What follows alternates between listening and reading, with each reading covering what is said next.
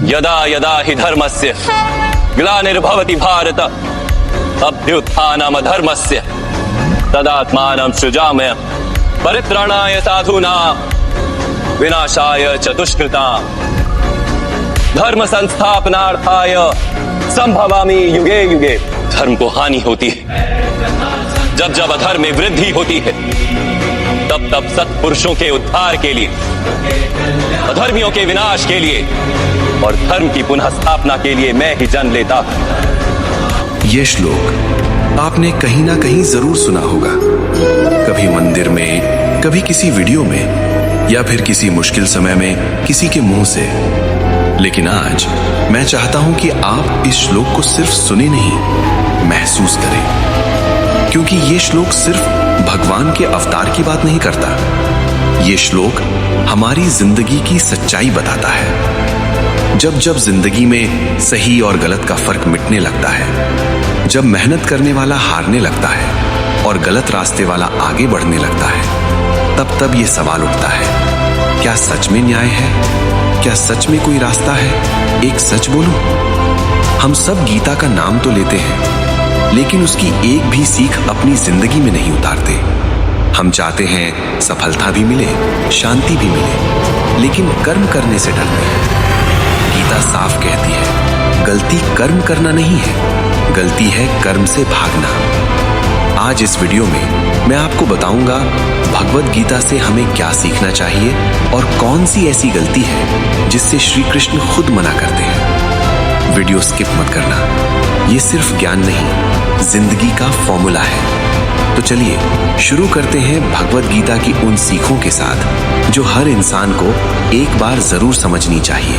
दोस्तों, इस अध्याय में हम अर्जुन को नहीं, खुद को देखते हैं। अर्जुन युद्ध भूमि में खड़े हैं, लेकिन भीतर से टूट चुके हैं। वो साफ कहते हैं, मैं इस स्थिति का सामना नहीं कर सकता, मैं युद्ध नहीं करूंगा। और यहीं अर्जुन एक बहुत बड़ा कदम उठाते हैं। वो श्री कृष्ण से कहते हैं, अब आप ही मेरे गुरु हैं, मुझे रास्ता दिखाइए। यहीं से शुरू होता है गीता का असली ज्ञान। पार्थ, आत्मा अमर है। श्री कृष्ण पार्थ से कहते हैं संस्कृत में, न जायते म्रियते वा कदाचिन्नायं भूत्वा भविता वा न भूयः अजो नित्यः शाश्वतो यम पुराणो न हन्यते हनुमाने शरीरे। हिंदी अर्थ समझिए। पार्थ, आत्मा न जन्म लेती है, न कभी मरती है। शरीर नष्ट हो सकता है, लेकिन आत्मा अमर है। पार्थ, जिसे तुम मारना समझ रहे हो, वो मरता ही नहीं। पार्थ, शरीर वस्त्रों की तरह है। श्री कृष्ण आगे कहते हैं, वासांसी जीर्णानि यथा विहाय नवानि गृह्णाति नरोपराणि तथा शरीराणि विहाय जीर्णान अन्यानि संयाति नवानि देहि। जैसे मनुष्य पुराने कपड़े छोड़कर नए कपड़े पहनता है, वैसे ही आत्मा पुराना शरीर छोड़कर नया शरीर धारण करती है। पार्थ, डर शरीर के जाने का है, आत्मा के जाने का नहीं। पार्थ, कर्तव्य से भागना समाधान नहीं। फिर श्री कृष्ण पार्थ को उसका धर्म याद दिलाते हैं। तुम योद्धा हो और धर्म की रक्षा करना तुम्हारा कर्तव्य है। कर्तव्य निभाना पुण्य है और कर्तव्य से भागना अपयश और पश्चाताप। पार्थ, कर्म करो, फल छोड़ दो। अब आता है गीता का सबसे बड़ा सत्य, कर्मण्येवाधिकारस्ते मां फलेषु कदाचन मां कर्म फल हेतुर्भुव मां ते संगोस्त्व कर्मणि। पार्थ, तुम्हारा अधिकार केवल कर्म पर है, फल पर नहीं। कर्म मत छोड़ो, लेकिन फल से चिपको भी मत। पार्थ, संभाव ही योग है। समत्वम योगः उच्यते। हिंदी अर्थ, सुख दुख, जीत हार, लाभ हानि में समान रहना ही योग है। पार्थ, हिलता हुआ मन योगी नहीं बन सकता। पार्थ, यही है निष्काम कर्म। बुद्ध युक्ता जही हेवा उभौ सुकृत दुष्कृतौ तस्माद् योगाय युज्यस्व योगः कर्मसु कौशलम। अर्थ, बुद्धि से कर्म करने वाला व्यक्ति सुख और दुख दोनों से ऊपर उठ जाता है। पार्थ, निष्काम कर्म ही कर्मों में कुशलता है। दिव्य चेतना में स्थित मनुष्य। अर्जुन पूछते हैं कि ऐसा व्यक्ति कैसा होता है? श्री कृष्ण कहते हैं, जो आसक्ति से मुक्त है, जिसे डर नहीं, क्रोध नहीं, जिसकी इंद्रियां उसके वश में है, वही व्यक्ति दिव्य चेतना में स्थित होता है और उसका मन सदैव भगवान की भक्ति में तल्लीन रहता है। दोस्तों, गीता हमें युद्ध करना नहीं सिखाती।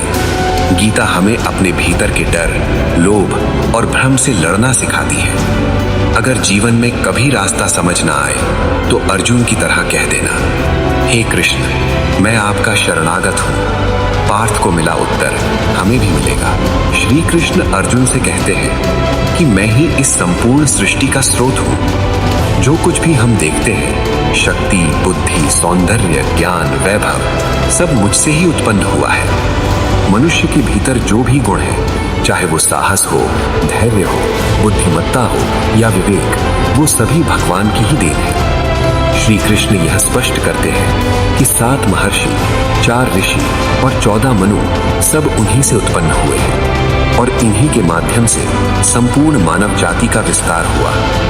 जो ये जान लेता है कि हर चीज का मूल स्रोत भगवान है, वह व्यक्ति अहंकार से मुक्त हो जाता है। ऐसे भक्त भगवान की महिमा का स्मरण करते हैं, उनका नाम लेते हैं और उसी में उन्हें मानसिक शांति और पूर्ण संतोष प्राप्त होता है। भगवान कहते हैं, जो भक्त प्रेम पूर्वक मेरी भक्ति करता है, मैं स्वयं उसके हृदय में बैठकर उसे वह ज्ञान देता हूँ जिससे वो मुझे प्राप्त कर सके। जो मुझे अजन्मा, अविनाशी और समस्त लोकों का परमेश्वर जानता है, वह सभी पापों से मुक्त हो जाता है। यहाँ श्री कृष्ण ये नहीं कह रहे कि केवल पूजा करने से मुक्ति मिलती है, बल्कि ये कह रहे हैं कि सही पहचान और सही समझ से जीवन शुद्ध होता है। जब मनुष्य यह समझ लेता है कि मैं केवल शरीर नहीं हूँ और भगवान केवल मूर्ति नहीं है, तब उसके कर्म अपने आप शुद्ध होने लगते हैं।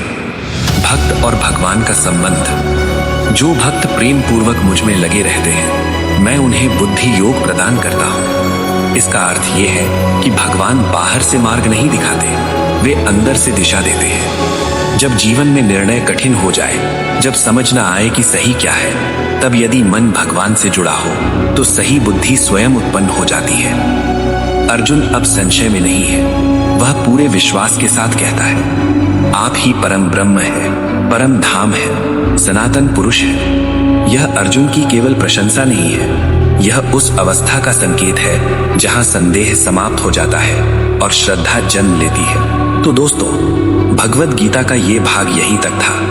आज हमने समझा कि गीता हमें क्या सिखाती है। कर्म करना, डर से बाहर निकलना और सही रास्ते पर टिके रहना। उम्मीद करता हूँ आज की बातों से आपको कुछ न कुछ सीखने को जरूर मिला होगा, लेकिन ये शुरुआत है। पार्ट 2 इससे भी ज्यादा शानदार होने वाला है, जिसमें हम गीता के और गहरे अर्थ और जिंदगी से जुड़े प्रैक्टिकल एग्जाम्पल्स समझेंगे। पार्ट 2 बहुत जल्द आने वाला है, इसलिए तैयार रहिए। अगर आप चाहते हैं कि ऐसी गीता से जुड़ी वीडियोस आपको आगे भी मिलती रहे, तो वीडियो को लाइक करें और चैनल को सब्सक्राइब जरूर करें। मिलते हैं अगले भाग में। राधे राधे दोस्तों।